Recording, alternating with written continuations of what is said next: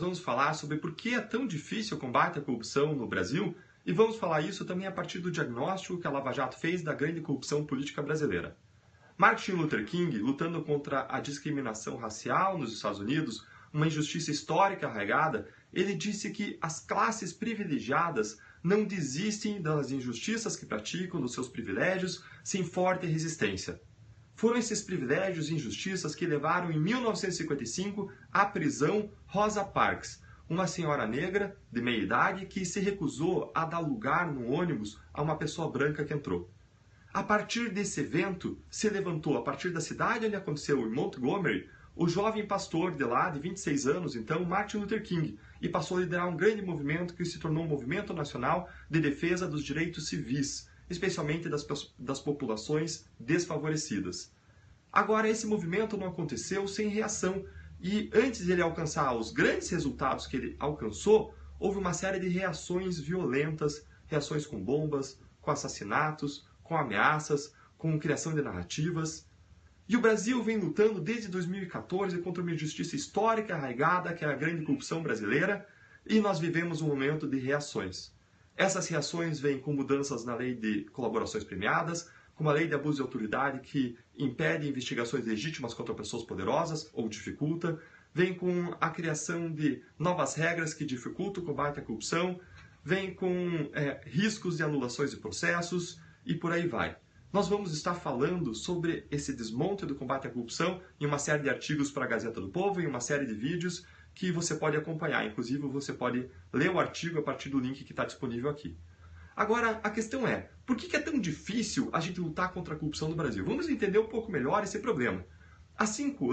Desde há 5 anos, a Lava Jato vem revelando que ladrões estão instalados, ocupam posições de poder no Brasil. A Lava Jato, por exemplo, acusou 4 ex-presidentes da República, 2 ex-chefes da Casa Civil, acusou 2 ex-presidentes da Câmara dos Deputados, 3 ex-governadores, dezenas de parlamentares, acusou executivos e sócios de grandes empreiteiras, inclusive pessoas que estavam na Forbes List de bilionários. Acusou muitos lavadores de dinheiro profissionais. Para vocês terem ideia, uma empresa que fez acordo de leniência implicou 415 políticos de 26 diferentes partidos. E essa empresa não era o centro, não era o vértice do esquema de corrupção, não. Ela era só mais um cliente do esquema de corrupção político-partidário que a Lava Jato revelou. Em Curitiba, apenas, nós acusamos 498 pessoas e 159 já foram condenadas por crimes como corrupção, lavagem de dinheiro e organização criminosa. Na Lava Jato do Rio de Janeiro, já foram 339 pessoas acusadas e 41 condenações. No Supremo Tribunal Federal, já houve 126 pessoas acusadas e houve uma condenação. O esquema apenas na Petrobras gerou uma movimentação em pagamentos de propinas que superaram mais de 6 bilhões de reais. Os prejuízos só da Petrobras são estimados em até 42 bilhões. Agora, esse esquema era muito maior, muito mais amplo do que a Petrobras. É um esquema político-partidário irradiado em diferentes órgãos federais, municipais e estaduais. Esse esquema se revelou espalhado, por exemplo, pela Petrobras, Ministério do Planejamento, Transpetro, BR Distribuidora, bancos públicos que fornecem empréstimos baratos, Caixa Econômica Federal. Nós investigamos diversos órgãos estaduais em São Paulo, Rio de Janeiro, Paraná e outros órgãos do nosso país.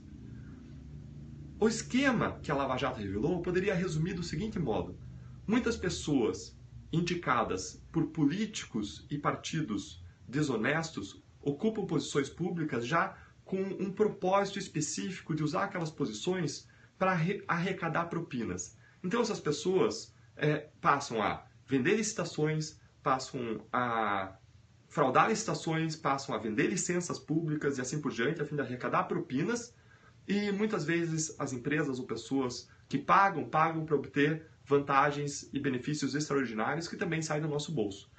Isso tudo gera um caminhão de dinheiro, gera muito dinheiro. E para onde que vai esse dinheiro? Esse dinheiro vai para o bolso dos envolvidos, enriquece eles, e vai para campanhas eleitorais caríssimas. E a corrupção acaba se retroalimentando. Por quê? Porque dinheiro investido em eleição, dinheiro de propina investido em eleição, gera votos. Existem pesquisas que mostram que existe uma correlação entre dinheiro e votos. A partir desses votos alcançados, a pessoa consegue alcançar posições de poder ou se manter no poder. Isso faz com que ela possa praticar mais os seus esquemas, gerar mais dinheiro, que gera mais permanência do poder, que gera mais dinheiro e por aí vai. Ou seja, o que existe no nosso sistema é praticamente uma seleção natural em que, vamos comparar assim, né, uma seleção natural em que os políticos que tendem a se fortalecer, sobreviver e se multiplicar e colocar lá pessoas que concordam em participar dos seus esquemas são os políticos corruptos. Eles que tendem a sobreviver, se fortalecer e se multiplicar no nosso sistema. Existe então aí um círculo vicioso. E existe também um incentivo adverso que se instala no ambiente empresarial, que é muito nocivo para o nosso país. O que é isso?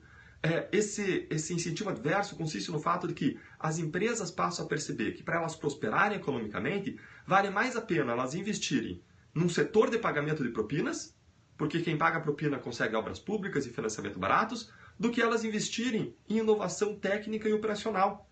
Ou seja, elas passam a investir naquilo que, em setores de pagamento de propina, e mais uma empresa da Lava Jato tinha, em vez de investir em produtividade. Isso gera ineficiência econômica no nosso país, isso gera perda de competitividade nas nossas empresas no cenário global. E com efeito, pesquisas mostram que países com alto índice de corrupção têm baixa competitividade das suas empresas no cenário global. Esses prejuízos que a corrupção gera, eles são muito altos. Veja então que a gente falou que se perde em dinheiro que é desviado dos cofres públicos. Dinheiro que poderia ir para a saúde, educação, segurança e por aí vai. Perde-se ainda porque muitas vezes a corrupção aparece associada à ineficiência econômica, porque o político corrupto ele passa a pensar em qual obra eu vou investir para arrecadar dinheiro, e não qual obra que eu vou fazer para beneficiar a sociedade. E no critério de escolha de obras e investimentos passa a pesar o interesse particular em vez de aquilo que mais vai favorecer a sociedade. Perde-se ainda, além de perder seu dinheiro, além de se perder em eficiência, perde-se em representatividade, porque muitas pessoas que acabam sendo nossos representantes são porque praticam corrupção, têm dinheiro para investir em campanha e fazem aquelas campanhas hollywoodianas e muito fortes, campanhas eleitorais, e acabam chegando lá.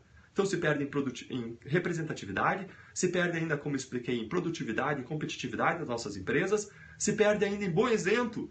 A gente perde o bom exemplo que deveria vir de cima e impactar e incentivar a integridade em todo o nosso país, e se perde ainda em confiança nas instituições e na nossa democracia. Ou seja, a corrupção é um mal, é um câncer que corrói o nosso país e nós precisamos avançar contra ela. Mas tem um problema, como a gente disse, que é um círculo vicioso. Um círculo vicioso em que propina gera eleição, que gera propina, que gera eleição, e nós precisamos romper esse círculo vicioso. Eu preciso fazer uma ressalva importante aqui. Eu não estou demonizando a política e não estou dizendo que todo político é corrupto. Não, a política é saudável, ela é boa, ela é o único caminho para a melhora.